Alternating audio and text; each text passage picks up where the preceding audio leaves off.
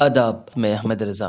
جنم دہلی کا گزشتہ 1000 سال سے زیادہ عرصے میں کوئی ایک روپ نہیں رہا۔ اب تک دہلی 8 جنم لے چکی ہے۔ 1911 سے پہلے جو دلی تھی وہ شاہ جہاں آباد کہلاتی تھی اور وہ اس کا 7واں جنم تھا۔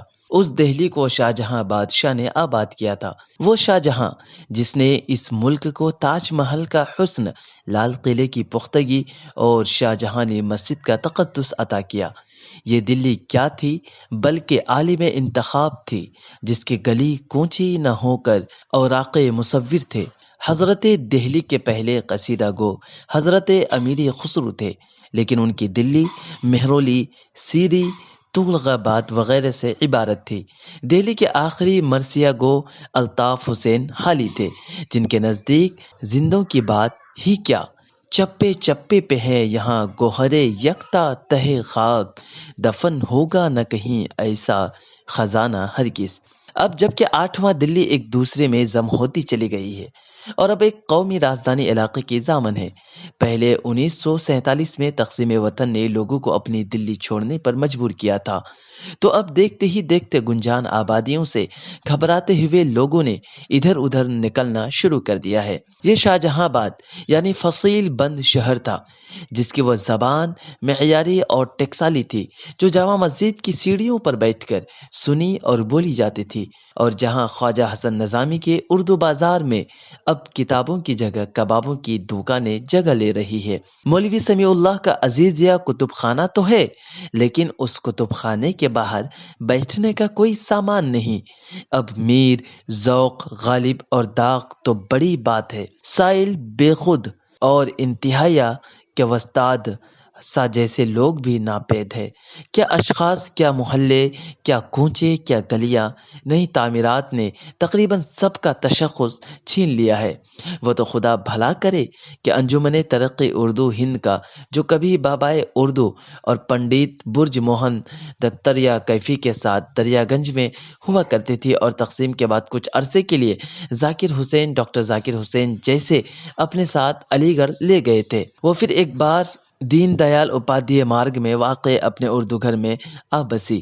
انجمن نے ہندوستان میں اردو زبان کے حوالے سے بہت سے اتار چڑھاؤ دیکھے۔ دبستان دہلی اور دبستان لکھنؤ کو خاموشی سے زوال پذیر ہوتے ہوئے دیکھا۔ بہار، آندھرا پردیش، موجودہ تلنگانہ سمیت مہاراشٹر، کرناٹک اور بنگال میں اردو کے تحفظ اور بقا کو یقینی بنایا۔ اس کے لائق و فائق موجودہ صدر پروفیسر صدیق الرحمن قیدوائی اور جواں سال، جواں ہمت، جواں فکر جنرل سیکرٹری ڈاکٹر اطہر فاروقی کی قیادت میں ایک نیا سفر شروع کیا گیا ہے، اور 21ویں صدی میں اردو کے حوالے سے بہت کچھ کام کرنے کی کوشش کی ہے۔ اس سلسلے کا ایک کام یہ بھی ہے کہ شاہ جہاں آباد کے حوالے سے جو مستند، معتبر اور تاریخی اعتبار سے پختہ ثبوت والی کتابیں ہیں، اور اس شہر کی جو مختلف پہلو ہیں، ان کو اپنے سہمائے جرید اردو ادب میں جمع کر دیا ہے۔ پروفیسر عرفان حبیب نے انجمن ترقی اردو ہند کے زیر اہتمام ایک سیمینار میں جو کلیدی خطبہ دیا تھا، اس میں صرف شاہ جہاں آباد نہیں بلکہ دہلی کی 11 صدیاں سمٹ آئی ہے۔ اس طرح پروفیسر شریف حسین قاسمی نے خسرو کی دہلی کے نام سے ہمیں مغلوں سے پہلے کی دہلی، جو کہ مملوک، خلجی، تغلق، سادات، لودھی اور سوری خاندانوں کے بادشاہوں کا تذکرہ محفوظ کر دیا ہے۔ محمود فاروقی کی عوامی پہچان آج کل ایک داستان گو کی ہے، لیکن ان کے علم و فضل کی گہرائی کا اندازہ نہیں لگایا جا سکتا۔ انہوں نے 1857 میں دہلی کیا تھی اس پر خوب روشنی ڈالی ہے۔ اسی طرح علی ندیم رضوی نے شاہجہاں آباد کا تصور، مدنیت، اور سہیل ہاشمی نے شاہجہاں آباد کے شاہی دسترخوان پر اپنے قلم سے ایک دفعہ پھر اس عہد کو زندہ کر دیا ہے، اور اسی طرح مختلف کھانوں میں استعمال ہونے والے اجزاء اور پکانے کے طریقوں میں جو فرق آیا اس سے متعارف کرایا ہے۔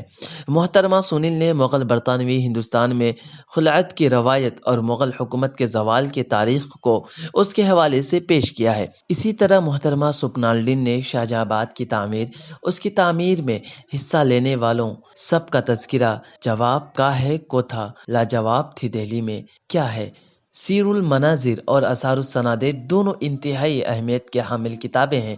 سیر المنازل کو لیکن اولیت کا یہ شرف حاصل ہے کہ یہ سر سید کی کتاب سے 20 برس پہلے لکھی گئی۔ ان دونوں کتابوں کی اہمیت یہ ہے کہ ان میں دہلی کی عمارتوں اور ان پر نقش کتبات کا بہترین ذخیرہ ہے۔ اگرچہ سیر المناظر میں ان کی تعداد زیادہ ہے، لیکن سر سید کے نام اور کام کو جو شہرت ملی وہ غیر معمولی ہے۔ یہ دلچسپ بات ہے کہ دونوں کتابیں برطانوی استعماریت کے زمانے میں لکھی گئی، بلکہ سیر المناظر تو اس کے مصنف سنگین بیگ نے چارلس میٹکاف اور ولیم فریزر کے کہنے پر ہی لکھی، اور سیر المناظر کے لیے سنگین بیگ کو انعام و کرام سے بھی نوازا گیا تھا۔ سر سید کے آثار و سنادید ان کی تاریخی ذوق و شوق کے سب سے آخری لیکن محتمم بالنشان یادگار ہے۔ اس کتاب کی وجہ سے یورپ کے علمی حلقوں میں ان کی پذیرائی بھی ہوئی اور انہیں LL.D کی ڈگری سے بھی سرفراز کیا گیا۔ اس کتاب میں دہلی کی عمارتوں، محلوں، ممتاز ترین افراد کا تذکرہ موجود ہے۔ واقعات دارالحکومت دہلی دراصل ڈپٹی نذیر احمد کے بیٹے جناب بشیر الدین احمد کی علمی کاوشوں کا ثمرہ ہے۔ بقول فیروز دہلوی، یہ کتاب نہیں بلکہ شاہجہاں آباد کی 2 صدیوں کی تاریخ کا ریکارڈ ہے۔ اور ڈاکٹر اطہر فاروقی نے کیا صحیح کہا ہے کہ واقعات دارالحکومت دہلی کی سماجی زندگی کا دارالمعارف ہے۔ اس کتاب کی ایک اہمیت یہ بھی ہے کہ اگرچہ یہ آثار و سنادید کے 75 سال بعد لکھی گئی، لیکن اس کا اعجاز اس کی تفصیل میں پہنان ہے۔ پون کمار ورما ہندوستان کی وزارت خارجہ میں مختلف اہم مناصب پر فائز رہے ہیں۔ دہلی میں بلی ماران اور گلی قاسم جان کی نکڑ پر واقع غالب کی حویلی جو آج ساری دنیا کے لیے توجہ اور کشش کا سبب بنی ہوئی ہے، پون کمار ورما کی کوششوں کا ہی نتیجہ ہے کہ پون کمار ورما پیشے سے سفارتکار، لیکن ان کے جمالیاتی ذوق نے انہیں اپنے تاریخ سے کبھی دور نہیں ہونے دیا۔ ان کی اور علمی فتوحات تو اپنی جگہ ہے، لیکن ان کی کتاب پرانی دہلی کی حویلیاں شاہجہاں آباد کو ایک نئی انداز سے پیش کرتی ہے۔ تحریر اور تصویر کی آمیزش نے اس کو اور زیادہ بامعنی اور معلومات افروز بنا دیا ہے۔ اس پوری کتاب پرانی دہلی کی حویلیاں کا ترجمہ ڈاکٹر اطہر فاروقی نے، جو ترجمے کیے بھی بادشاہ ہیں، بہت خوبصورت انداز سے ہمارے سامنے پیش کیا ہے۔ اور خاص بات یہ ہے کہ شاہجہاں آباد کے مختلف حویلیوں اور عمارتوں کی سندیپ شنکر کی تصویر سے مزین ہی رکھا ہے۔ انجمن ترقی اردو ہند نے یہ خاص نمبر شائع کر کے نہ صرف تاریخ کے طالب علموں، اپنی تہذیب و ثقافت سے دلچسپی رکھنے والوں اور اپنی زبان سے محبت کرنے والوں کے لیے ایک بہت شاندار سوغات پیش کی ہے، جس کے لیے وہ ہم سب کے شکریہ کے مستحق ہیں۔ ایک ایسے وقت میں جبکہ بعض تنگ نظر افراد اور ادارے مغلوں کی تاریخ کو نصاب سے خارج کرنے پر لگے ہوئے ہیں، اس طرح کوشش کی جتنی بھی تعریف کی جائے کم ہے۔ زندہ قومیں تعصب اور تنگ نظری کا مسکت جواب اسی طرح دیتی ہے۔ اخبار اردو.com